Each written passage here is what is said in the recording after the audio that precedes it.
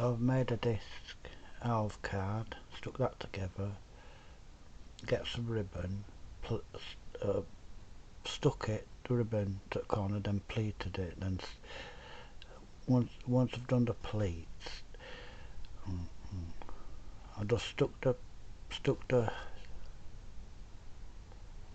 ribbon along the disc, stuck it with glue gun, then pleated and stuck it. Then I've put the middle,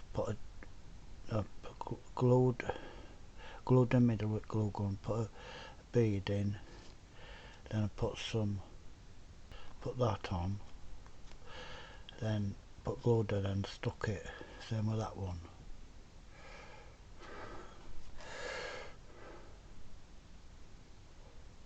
All that. Very much for coming, everyone.